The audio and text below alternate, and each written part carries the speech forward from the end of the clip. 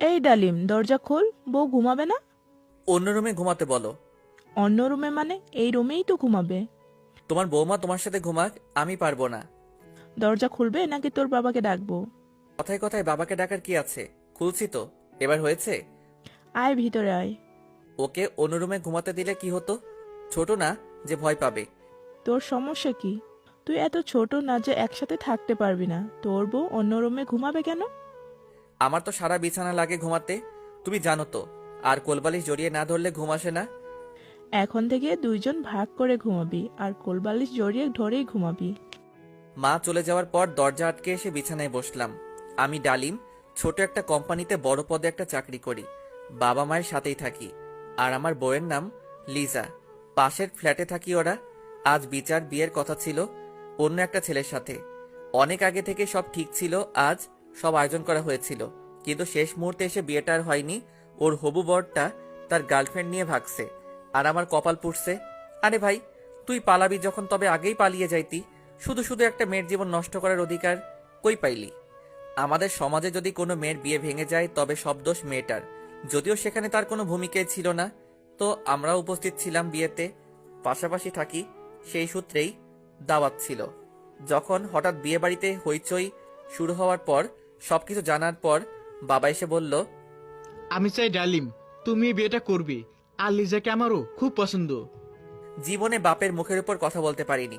আর আজও সম্ভাবনা যখন আমার বিয়ের কথা হলো, তখন আমার মনে হচ্ছিল আমিও পালিয়ে যাই। কিন্তু বাবার মুখের দিকে তাকিয়ে সে সৎসাহস করে উঠতে পারিনি। এরপর আমাদের বিয়ে হয়ে যায়। বউ নিয়ে বাড়ি ফিরলাম। সবাই বিয়ে খাইতে গিয়ে ভরপেটে খেয়ে বাড়ি ফিরে আমিন সাথে বউ নিয়ে ফিরলাম। সৌভাগ্য বা দুর্ভাগ্য জানি না, মেয়েটা সেই রকম লাগে, তাই চাইছিলাম কিছুদিন আলাদা থাকুক, তারপর না হয়। তাই আগে এসে দরজা বন্ধ করে ঘুমিয়েছিলাম। কিন্তু মায়ের জন্য তার হলো কই। এখন পর্যন্ত লিজার সাথে আমার একটা কথাও হয়নি। ওয়াশরুমে ফ্রেশ হতে গেল, আমি বিছানায় গা এলিয়ে দিলাম। লিজা ফ্রেশ হয়ে এসে আমার পাশে শুয়ে পড়ল। অন্যদিকে আমিও কোলবালিশ নিয়ে ঘুমিয়ে পড়লাম। মন চাইছে কোলবালিশ ফেলে দিয়ে বউটাকে জড়িয়ে ধরি, কিন্তু যদি রাগ করে, তাই মনের আশা কোলবালিশ দিয়েই মিটালাম। ভোরে লিজার ডাকে ঘুম ভাঙল। চোখ খুলে দেখি মেয়েটা গোসল করে খোলা চুলের পানি ঝরছে আর ডাকছে। ওর দিকে তাকাতেই চোখ আটকে গেল। যে এত সুন্দর আগে বুঝিনি। মনের অজান্তেই মুখ থেকে বেরিয়ে গেল, মাশাআল্লাহ, বাঙালি নারীকে শাড়িতেই আসলে সুন্দর লাগে। আজ লিজাকে না দেখলে হয়তো বুঝতেই পারতাম না। আর বুঝবই বা কি করে, যখন দেখি সবসময় হিজাব পরে থাকে। কখনো মুখটাও দেখতে পাইনি। কি হলো? কি দেখছো এমন করে? কিছু না। এখনই ঘুমাইছেন, গোসল করে ফ্রেশ হয়ে নামাজে যান। না, পরে উঠবো। কি বললেন? না, যাচ্ছি। যে রাগী মেয়ে না জানি কি করে বসে আবার। এই জন্যই শীতের দিনে বিয়ে করা উচিত না। তাহলে এই ঠান্ডা পানি দিয়ে গোসল করতে হবে। অনেক কষ্টে গোসল করে বের হলাম। দেখি লিজা পাঞ্জাবি হাতে নিয়ে দাঁড়িয়ে আছে। বের হতে হাতে দিল। পাঞ্জাবি পাজামা পরে মসজিদে রওনা দিলাম। দরজা পর্যন্ত আসলো। বাইরে বের হতেই আরো শীত লাগতে লাগলো। লিজা ডাক দিয়ে দাঁড়াতে বলল।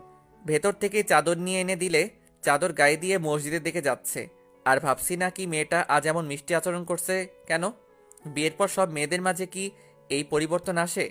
হয়তো আসে, কারণ বিয়ের পর নতুন পরিবেশ, নতুন দায়িত্ব, নতুন করে যোগ হওয়া কর্তব্য, সব মিলিয়ে বিশাল ব্যাপার। মসজিদে গিয়ে নামাজ পড়ে বাড়িতে রওনা দিলাম। বাড়ি এসে দেখি মায়ের সাথে রান্নাঘরে কী সব করছে। রুমে এসে আবার শুয়ে পড়লাম। কিছুক্ষণ পরে লিজা এসে নাস্তা করতে ডেকে গেল। আমি চেয়ার টেনে বসলাম। লিজাকেও মা আমার পাশের চেয়ারে বসিয়ে দিল। নাস্তা করে অফিসের জন্য রেডি হচ্ছি। কোথাও বের হচ্ছেন? অফিসে যাব তো। আমি তো ভুলেই গিয়েছিলাম। আচ্ছা, ঘরের মাঝে তোমার ওই হিজাবটা না করলে হয় না? না, হয় না। আপনার সামনে খুলে রাখতে পারি, কিন্তু হঠাৎ যদি বাইরের কেউ আসে? আচ্ছা থাক, তোমার মন যেভাবে চায়। অফিসে পৌঁছে ফোন দিয়েন। তোমার নাম্বার তো নেই। আম্মুর কাছে দিয়েন। আচ্ছা। এটা বলে চলে এলাম অফিসে। পৌঁছে মাকে ফোন করলাম। প্রতিদিনের রুটিন। এটা দুপুর হয়ে গেল, ক্যান্টিনে যেতে হবে, খেতে ডিস্ক থেকে উঠে যাব। এমন সময় ফোনটা বেজে উঠল। একটা অপরিচিত নাম্বার। আমি লিজা। কিছু বলবা? খেয়েছেন দুপুরে? না, ক্যান্টিনে খাইতে যাব। আগে উঁচু করে নামাজ পড়ে নেন, তারপর খাবেন। আচ্ছা, তুমি খাইছো? না, আপনি খাওয়ার পর ফোন দিয়েন, তারপর খাবো। না, তোমার নামাজ পড়া হলে খেয়ে নাও। আগে আপনি খেয়ে আসুন। আমি অনুমতি দিচ্ছি তো, যাও। কে এসে ফোন দেন, রাখছি। আচ্ছা। নামাজ পড়ে খাওয়া দাওয়া করে লিজাকে ফোন দিলাম। লিজার খবর নিলাম, নামাজ পড়ছি সেটাও জানালাম। সন্ধ্যার দিকে বাড়ি ফিরলাম। আজ ঘরটা বেশ গোছালো দেখছি। নিশ্চয়ই লিজা গুছিয়ে রাখছে।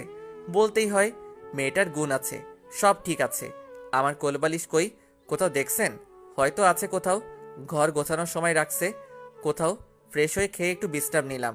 এশার আজান শুরু হতেই লিজা এসে নামাজের জন্য তাগিদ দিল। আমিও রেডি হয়ে রওনা দিলাম।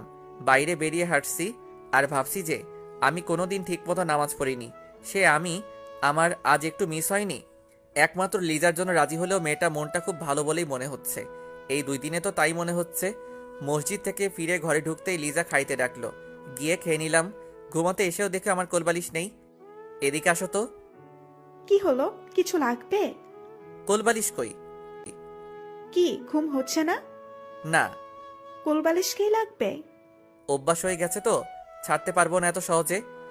পাশে জীবন্ত একটা কোলবালিশ থাকতে পুরনো অভ্যাস ছাড়তে বলছে কে? পরের দিন আবার ঘুমাতে এসে দেখি একটা বালিশ নাই। আরেকটা বালিশ কই? আর একটা কি হবে, এটাতে আপনি মাথা দিয়েন।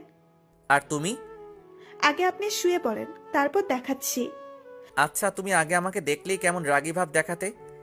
তখন তো আপনি পরপুরুষ ছিলেন, তাই যাতে আপনি আমার প্রতি দুর্বল না হন, কারণে ইসলাম এইসব কিছু হারাম।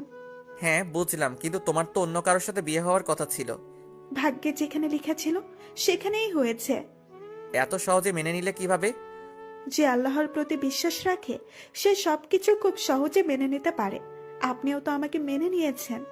তোমার সঙ্গে যে পাবে সে সবকিছুই খুব সহজে মেনে নেবে, কারণ সেও তোমার সাথে থেকে আল্লাহর উপর বিশ্বাস আরো মজবুত করতে পারবেন সহজেই। আজ আমি অনেক খুশি তোমার মতো এমন একজনকে পেয়ে।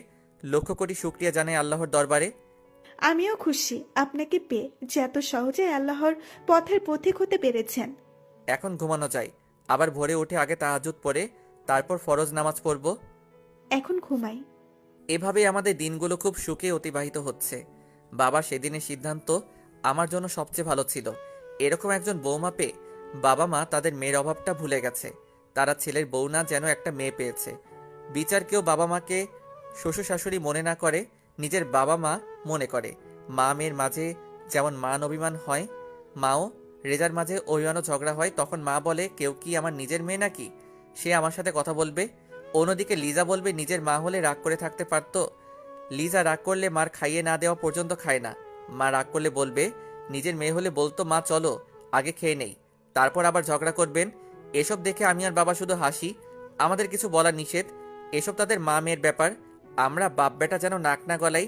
আমি বাবা যদি কিছু বলি সাথে সাথে গেজা আর মায়ের মাঝে যতই ঝগড়া করুক না কেন সাথে সাথে ঠিক হয়ে যাবে আর আমাদের উপর চওড়া হবে।